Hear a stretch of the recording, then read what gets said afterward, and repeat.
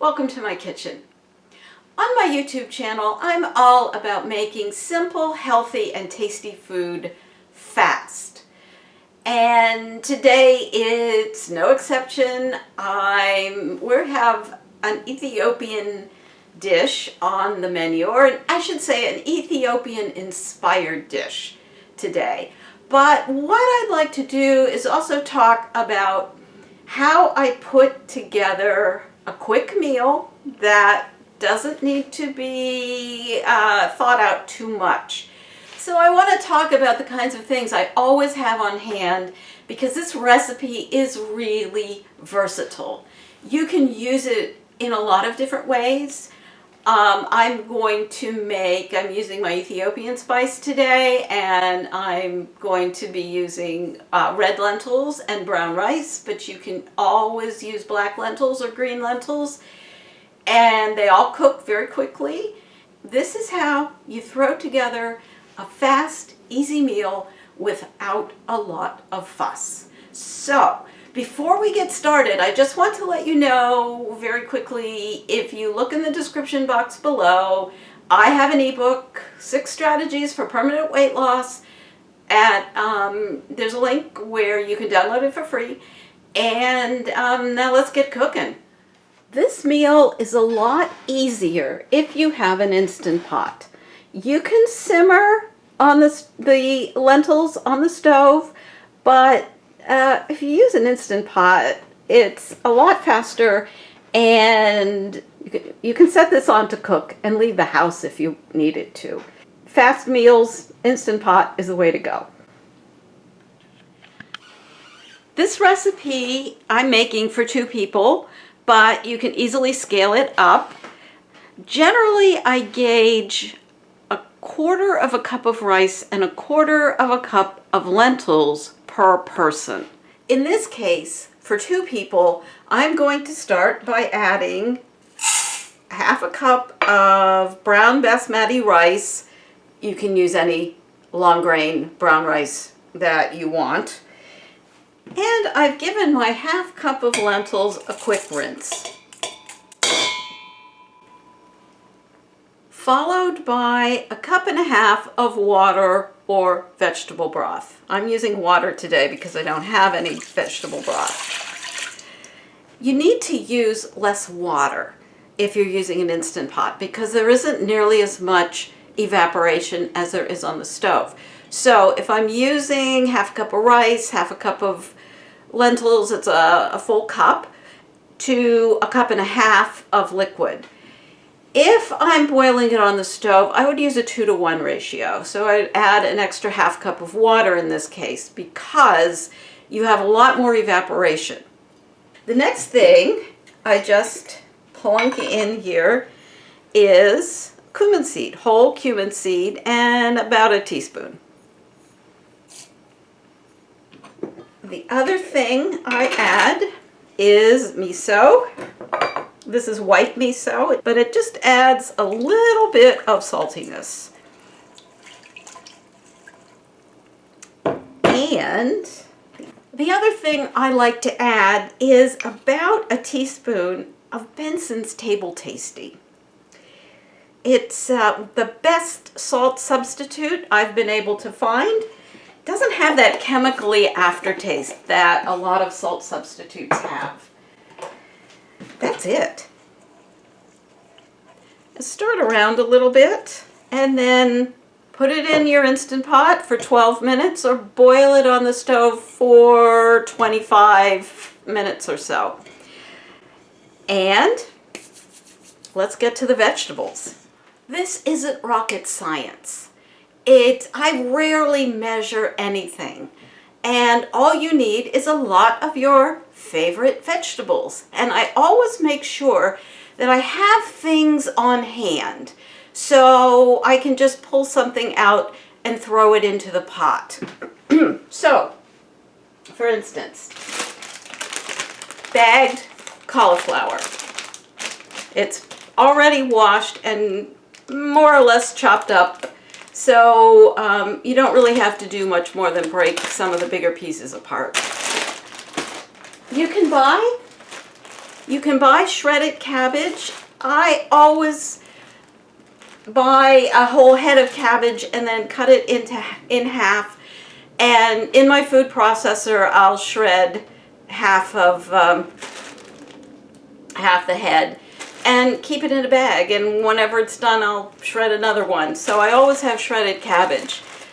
I always have bags of chopped greens on hand. I've got some spinach here. I've got arugula. I also have some kale, but we're not going to be using it. We're not going to use the kale today. I think I'll save that for something else.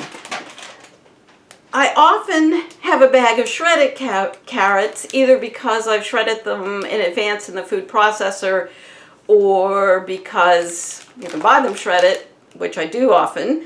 But the farm stand happened to have late season carrots today, so I ended up buying carrots. The only thing we're chopping today are half an onion and the carrots, and that's it. I also always have a lot of frozen vegetables on hand. So one of the things that is really easy is, the other thing that's really easy is I have this, I got this at Whole Foods, but it's mixed vegetables. It's called the California Blend.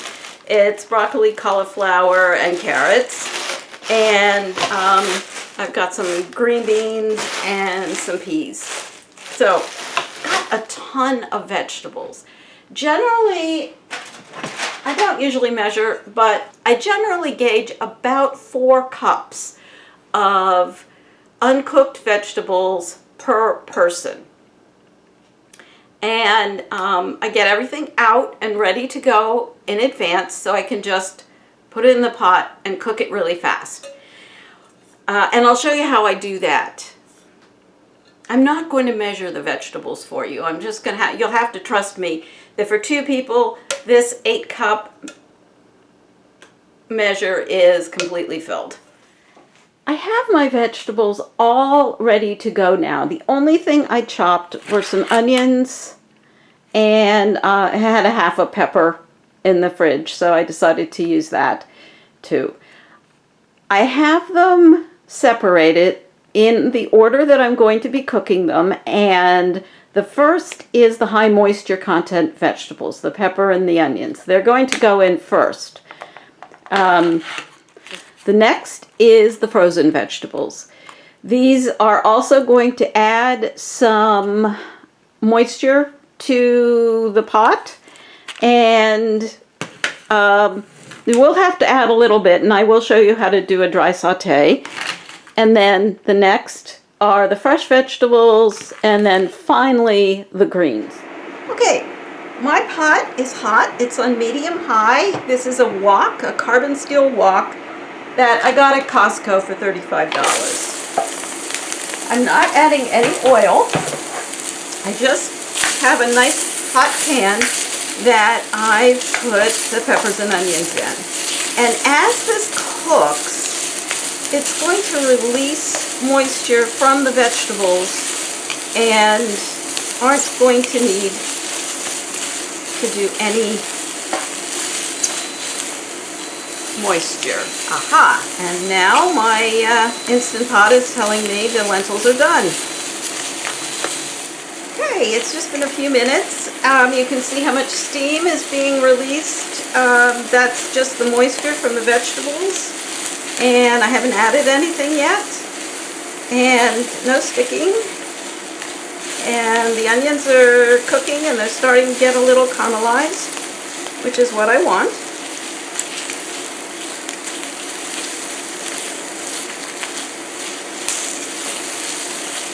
Now I am going to add my frozen vegetables. The thing about these frozen vegetables, these are peas and green beans, but any frozen vegetables you use, they've already been blanched. So you don't have to do much more than get them hot. So I am just going to cook these until they are thawed. And now I'm adding a heaping teaspoon of the berry seasoning. And I'm going to mix that in.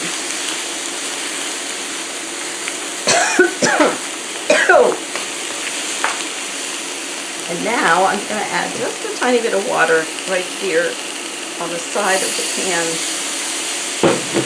where some of this, excuse me, I inhaled some of the berry and it's got a little hot pepper in it, so. Okay, so.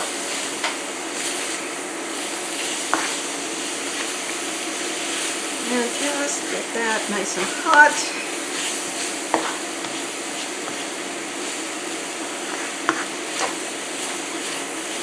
Okay.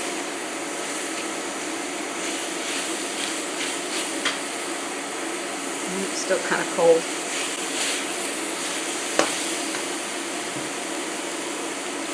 Just a little bit now. Let's kind of deglaze the pan. These vegetables are now hot, or at least thawed. They're not really hot yet, but that's all you need. Okay, now comes the fresh vegetables.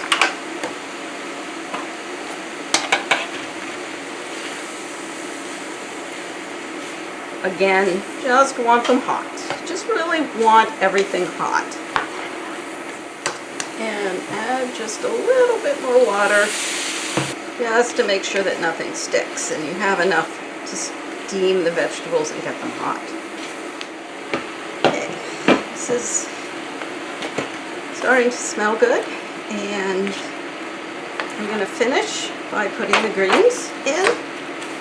And now I'm going to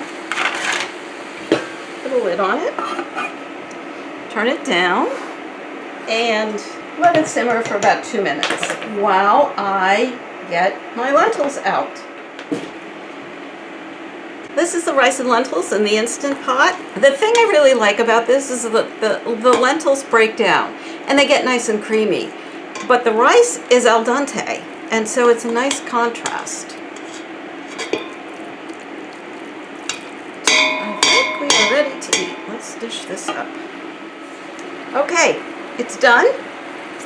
And this is enough vegetables for 2 people. So I am dishing out some rice and lentils, and then adding my berry spiced vegetables.